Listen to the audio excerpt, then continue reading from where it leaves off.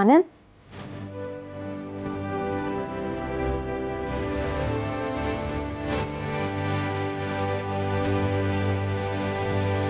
ಇಷ್ಟೊತ್ತಲ್ಲಿ ದೇವ್ರ ಮನೇಲಿ ಏನ್ ಮಾಡ್ತಿದ್ದಾರೆ ಇವರು?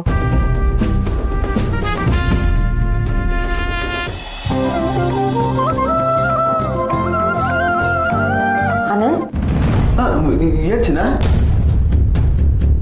ದೇವ್ರ ಮನೇಲಿ ಇಷ್ಟೊತ್ತಲ್ಲಿ ಏನ್ ಮಾಡ್ತಿದ್ಯಾ? ಅದು ನಿದ್ದೆ ಬರಲಿಲ್ಲ ಕಣೆ, ಅದಕ್ಕೆ ಬಂದೆ. ಕೇಳಿದಕ್ಕೆ ಉತ್ತರ ಕೊಡು. ನಿದ್ದೆ ಬಂದಿಲ್ಲ ಅದಕ್ಕೆ ಸುಮ್ಮನೆ ಕೂತಿದ್ದೀನಿ ಅಂತ ಏನೇನೋ ಹೇಳ್ಬೇಡ. ಏನದ್ ಕೈಯಲ್ಲಿ? ಏನಿಲ್ಲ ಕಣೆ. ತೋರ್ಸು. ಏನಿದು? ಏನೋ ಮುಡುಕ್ ಕಟ್ತಿದ್ಯಾ?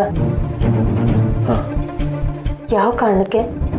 ಅದೇ ಚಿನ್ನ, ಗಿಳಿಂಗ್ ಈ ಥರ ಆಗಿದೆಯಲ್ಲ, ಮನಸ್ಸು ತಡಿಲಿಲ್ಲ. ಒಳ್ಳೇದು ಮಾಡಪ್ಪ ಅಂತ ದೇವ್ರ ಹತ್ರ ಹರಿಸ್ಕೊಳಕ್ಕೆ ಅಂತ ಬಂದೆ. ಹರಕೆ ಓದ್ಕೋತಿದ್ಯಾ? ಹಾಂ, ಅವನಿಗೆ ನಾವು ಒಳ್ಳೇದು ಹಾರೈಸ್ತೀನಿ, ಯಾರು ಒಳ್ಳೇದು ಹಾರೈಸ್ಬೇಕು ಹೇಳು?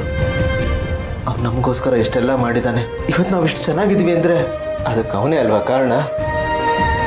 ಬರೀ ಋಣ ಅಷ್ಟೇ ಅಲ್ಲ, ನಮ್ಮಿಬ್ಬರ ಮಧ್ಯೆ ಅಂಥ ಒಳ್ಳೆ ಬಾಂಡಿಂಗ್ ಇದೆ. ನಾವಿಬ್ಬರು ಒಂದೇ ತಾಯಿ ಹೊಟ್ಟೆಲಿ ಹುಟ್ಟದೇ ಇರ್ಬೋದು, ಆದರೂ ಒಟ್ಟೊಟ್ಟದವ್ರ ಥರನೇ ಇದ್ದೀವಿ. ನನಗವನು, ಅವನಿಗೆ ನಾವಿಬ್ಬರು ಒಬ್ರಿಗೊಬ್ರು ಹುಟ್ಟಿದ್ದೀವೇನೋ ಅಂತ ಅನ್ನಿಸ್ತಾ ಇದೆ. ಹೀಗಿರುವಾಗ ಆ ಪರಿಸ್ಥಿತಿಲಿದ್ರೆ ನನ್ನ ಮನ್ಸಿಗೆ ಹೆಂಗಾಗ್ಬೇಡ ಹೇಳು? ವಿಲವಿಲ ಅಂತ ಒತ್ತಾಡಂಗಾಗೋಗಿದೆ ಕಣ್. ಅವನೊಂಥರ ಆಲದ ಮರ ಇದ್ದಂಗೆ, ಎಲ್ರಿಗೂ ನೆರಳು ಕೊಡ್ತಾನೆ. ಅವನು ಖುಷಿಯಾಗಿರ್ಬೇಕು, ಸಂತೋಷವಾಗಿರ್ಬೇಕು. ಅದಕ್ಕೆ ದೇವ್ರ ಹತ್ರ ಬೇಡ್ಕೊಳಕ್ ಬಂದೆ. ಅವನಿಗೆ ಮಗು ಕೊಟ್ಬೇಡಪ್ಪ. ಅವನಿಗೆ ಮಗು ಆದ್ರೆ ನಿನ್ನ ಸನ್ನಿಧಾನಕ್ಕೆ ಬಂದು ಉರುಳು ಸೇವೆ ಮಾಡ್ತೀನಿ ಅಂತ ನಂಜನಗೂಡು ನಂಜುಂಡೇಶ್ವರರಿಗೆ ಹರಕೆ ಓದ್ಕೋತಾ ಇದ್ದೀನಿ. ಅದ್ ಸರಿ ಆನಂದ್, ಆದ್ರೆ ಅದಕ್ಕೆ ಅಂತ ಹೊತ್ತು ಗೊತ್ತಿರುತ್ತಲ್ವಾ? ಈ ತರ ಹೊತ್ತು ಗೊತ್ತು ಇದೆ. ಒಳ್ಳೆ ಕೆಲಸ ಮಾಡೋದಕ್ಕೆ ಯಾವ ಹೊತ್ತಾದ್ರೇನೆ ಅವನು ಒಳ್ಳೇದಾದ್ರೆ ಅಷ್ಟೇ ಸಾಕಲ್ವಾ? ನನ್ನ ಮನಸ್ಸಿಗೆ ಈ ಥರ ಮಾಡಬೇಕು ಅನ್ನಿಸ್ತು, ಅದಕ್ಕೆ ಮಾಡಿದೆ. ನೀನು ಹೇಳೋದು ಸರಿನೇ ಆನಂದ್. ಅವ್ರ ಮಗು ಆದ್ರೆ ಆ ತಾಯಿ ಚಾಮುಂಡೇಶ್ವರಿ ಸನ್ನಿಧಿಗೆ ಹೋಗಿ ಆ ತಾಯಿಗೆ ಹೆಜ್ಜೆ ನಮಸ್ಕಾರ ಮಾಡ್ತೀನಿ ಅಂತ ನಾನು ಹರಕೆ ಕಟ್ಕೋತೀನಿ.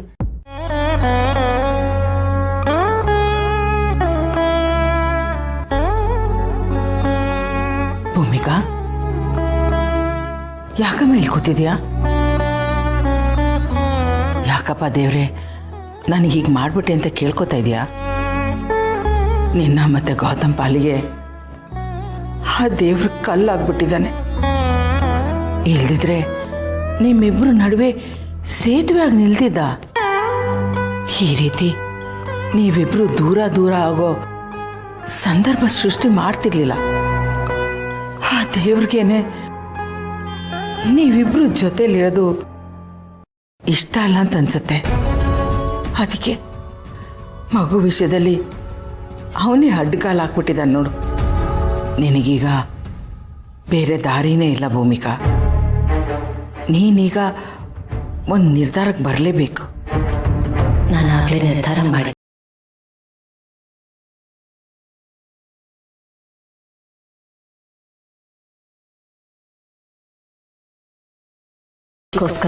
ಅವ್ರ ವಂಶ ಬೆಳ್ಳಿ ಅನ್ನೋಕ್ಕೋಸ್ಕರ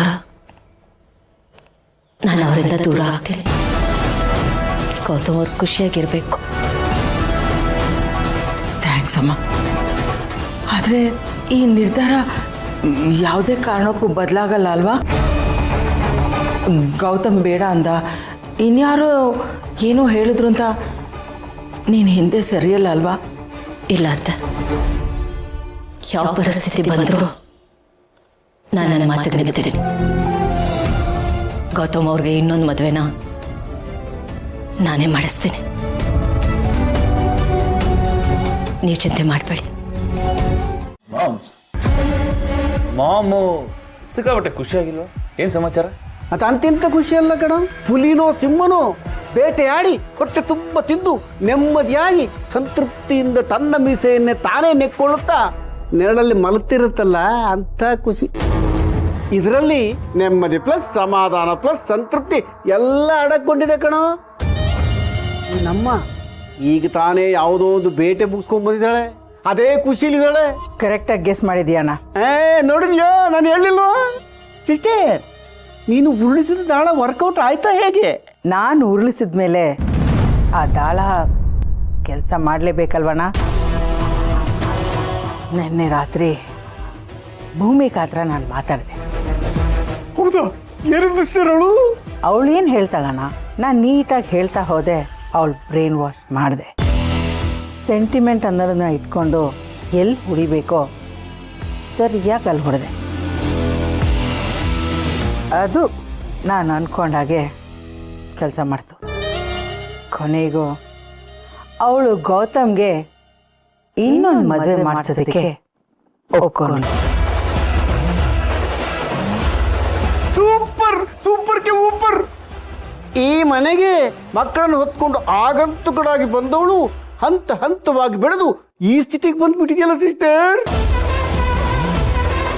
ಶಾಕುಂತಲ ಅನ್ನೋದು ಒಂದು ಹೆಸರಲ್ಲ, ಅದೊಂದು ಬ್ರ್ಯಾಂಡ್ ನೇಮ್ ಅನ್ನೋ ಚಾಪನ್ನ ನಿನ್ನ ಹೆಜ್ಜೆ ಗುರುತಲ್ಲಿ ನೀನೇ ಮೂಡಿಸಿದ್ಯಾ. ಒನ್ ಆ್ಯಂಡ್ ಓನ್ಲಿ ಶಕುಂತಲ ಅಂದ್ರೂ ತಪ್ಪಿಲ್ಲ. ಅಷ್ಟು ಗ್ರೇಟ್ ಕಣಮ್ಮ ನೀನು. ಒಂದು ನಿಮಿಷ, ಮಾಮ್ಗೆ ಬಿಲ್ಡಪ್ ಕೊಟ್ಟಿದ್ದು ಸಾಕು. ನಾವು ಯಾಕೆ ಮುಂದಿನ ಯೋಚನೆ ಮಾಡ್ತಿಲ್ಲ ಅಂತ. ಇದು ಹೀಗೆ ಇರಲ್ಲ. ಭೂಮಿಕಾ ಅನ್ನೋಳು ನಮ್ಮ ಪಾಲಿಗೆ ಯಾವಾಗಲೂ ಕಬಾಬ್ನೇ ಹಡ್ಡಿ ಥರ, ಯಾವಾಗ ಕಡ್ಡಿ ಅಳ್ಳಾಡ್ಸೋಳು ಹೇಳೋಕ್ಕಾಗೋದಿಲ್ಲ. ಇವತ್ತು ಒಪ್ಕೊಂಡಿರೋಳು ನಾಳೆ ಸಡನ್ ಆಗಿ ಮೈಂಡ್ ಚೇಂಜ್ ಮಾಡಿ ಒಪ್ಕೊಳ್ಳಿಲ್ಲ ಅಂದ್ರೆ ಏನು ಮಾಡೋದು?